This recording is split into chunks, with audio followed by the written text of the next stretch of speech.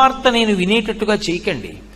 దానివల్ల నేను తల్లడిల్లిపోయేటట్టుగా నన్ను మార్చకండి. జీవితాంతం ఏడవలసినంత పెద్ద పెద్ద శిక్షలు నాకు వెయ్యకండి. మరి నీ పాపం ఎలా పోతుంది? నన్ను అనుగ్రహించండి.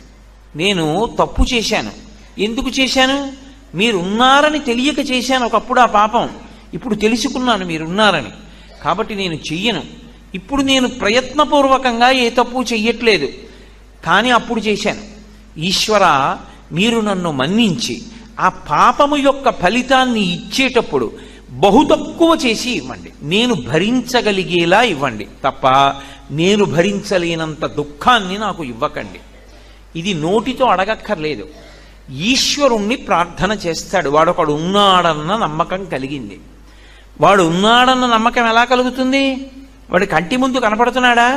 కాదు, జరుగుతున్న సంఘటనల చేత నిరూపించుకుంటాడు.